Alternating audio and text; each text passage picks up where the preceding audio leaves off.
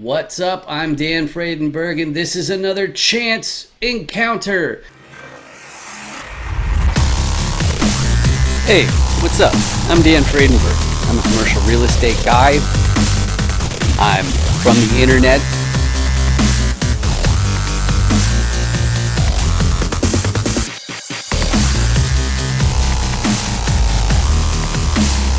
Power line today is kind of close. What's up again? This is Dan Fredenberg.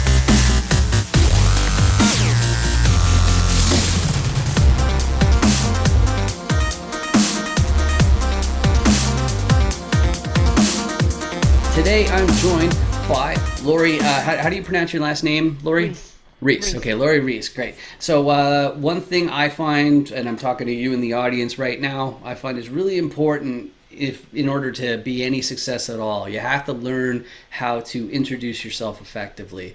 And Laurie, you're a mortgage broker, but could you please introduce yourself for the Yep. audience? So I've been a mortgage broker for the past 20 years, doing at some primarily the beginning of that was primarily residential, but now we're doing commercial and the hard money.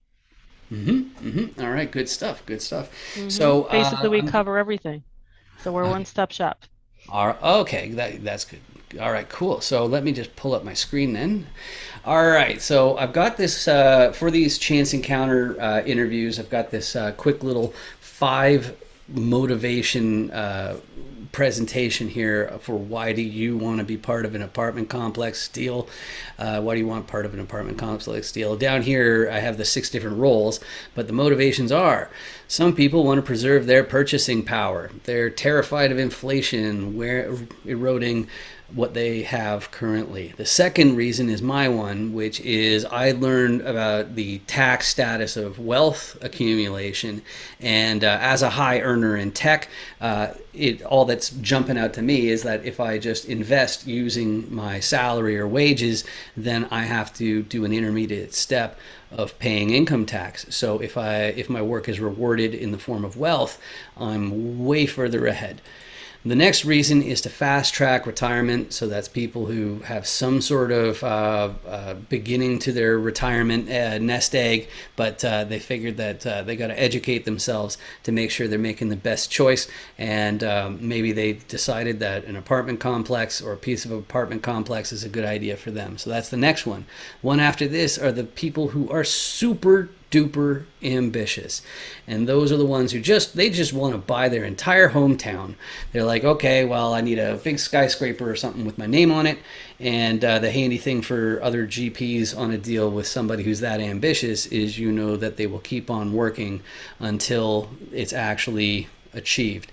And the last one is some sort of social need, like you have a cause that you want to forward. I call it an irrational need to help tenants. I'm just saying irrational, not as a bad thing, but it's that you've got something on your mind that you really want to achieve. So we mentioned a moment ago, Laurie, that right now you're not particularly looking, but you said that you're going to be moving into it fairly soon, if I recall correctly. And so which of those motivations resonate with you, or do you just want to pass? Everything. Okay, all of them, all of those hmm different motivations, they're all there. hmm Do you want to talk about the social group, for example, that you're looking to help? Is there some sort of underprivileged group that you want to help out, or? That I want to help out. Mhm. Yes, that's right. I want to help myself. Oh, okay, right. So fast tracking retirement, or trading time for wealth. That makes sense. All right, so let's move on to the die then. I personally, I usually introduce myself as a repositioner just because of all the tech stuff that I do. So repositioner is in the business of looking at a bunch of different properties and then finding the one that actually is worth moving on. And if you're from the internet like me and you're a repositioner, the first thing you're going to need an operations person to actually manage the property. You'll see I got a bunch of money going down the toilet, and hmm that's to basically emphasize that keeping track of the money is a lot of what operations do. So there's also a marketing aspect to it, to make sure that there are low vacancies. Those are all things that I need somebody to do as a repositioner. But one of the best ways to make sure that the repositioner actually does find more money to come out of the property than the current status is you get some contractors to fix it up and make it nicer. That way you can charge more rent, and that means more money's coming in.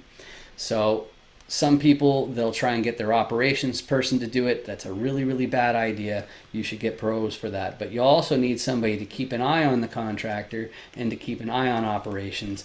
And that's the local, the boots on the ground. Somebody has to be fairly near to the property. Me, I'm remote based, so that's not going to be me. So you have to have those guys. So that is basically like day to days or in the acquisition itself. But the next step is to go to a mortgage broker such as yourself, financier, and say, okay, so I got this deal on the go here. Let's lend me a whole whack of cash so I can make it happen. But the financier is going to look at all these different parts in the actual property and the underwriting, but they're going to ask, who's your sponsor? And that's a lot of beginners miss that part. The sponsor is a person who already owns a similar asset, and you actually have to have that experience of ownership, and you also, between the GP team, you have to have a net worth of at least the amount of the loan, and then you have to throw together the liquidity. So out of these, your core competency is in the financier side, correct, Laurie? Mm-hmm. Okay, did you have any other comments as far as like core competencies or things that you contribute? You said you're an all-in-one shop. Mm-hmm. So what exactly does your company offer for putting those deals together? Well, where someone's coming to a deal with us, they're coming to a deal because they want to pursue it. So we try to see what we can do to help them. Obviously, like you mentioned before, you gotta, it's all about the sponsor, about the liquidity. Hmm. Let's see what you can do. Obviously, the smaller deals are much easier. You can start with a shark, Hmm. at your first deal. So that's for sure. But Right. but yeah, Hmm. whoever goes into real estate usually doesn't start that big. So it's usually not that hard. That's the thing. Right. Right. Well, that makes But sense. if you're doing residential and then you're doing a small, again, that's what we're here to do. We're here to help them walk them through the process and help them. Hmm. Hmm. Hopefully they don't go into contract before speaking to us. Yeah, yeah, yeah. That's what the lawyers keep on saying too. It's people are always already in trouble before they even talk to them, but Right, right. a little bit different. But anyway, okay. So we met each other through LinkedIn, and is that the best way to reach out to you, or is there a website or a funnel or something like that that What you were doing LinkedIn.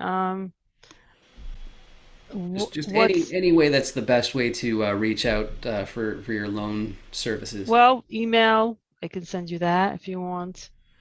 Okay, sure. Phone. Yeah, if you want to just like, I don't know if you care about saying it or not. Usually, what You I can do reach is me at Laurie, sorry, LREISSTEAM at outlook.com, Mhm. All or my right. cell 347-786-2347.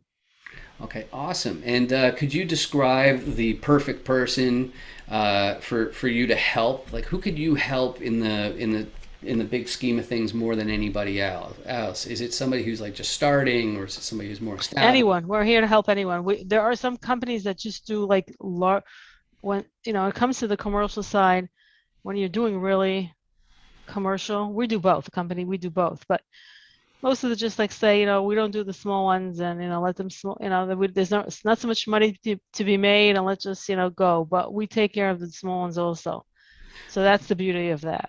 Okay, so when you say We small, are we understand talking? that the small ones will eventually go into a big one. So Right, right, right. Oh, so you're talking about the players rather than the properties?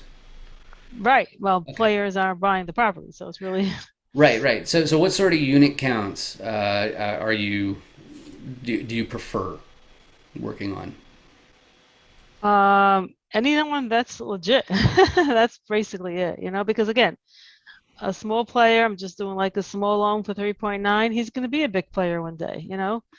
Mhm. It's just a matter of being there for them and getting them what they need. Hmm. Hmm. Awesome, awesome. Well, thank you very much for coming out today. We've got a good idea. Absolutely. All right, awesome. And you in the audience, please do us a great big favor. There's a subscribe button on YouTube. It's like should be somewhere down here, and it doesn't cost you anything, but it does make it so that YouTube will start paying for this instead of me. Right now, it's on my dime. So all it'll Hmm. do is it'll show my videos on the list of suggestions for you, but nobody pays attention to those suggestions anyway. They're too busy. Like when you open your YouTube app, you're probably just looking for how to change your tire or something like that. So Right. it's no skin off your back, and it definitely does help because that's how they decide whether to pay you or not. So thanks again, Laurie. Thank you for watching. This has been another Chance Encounter. See you around. Talk to you soon. Awesome.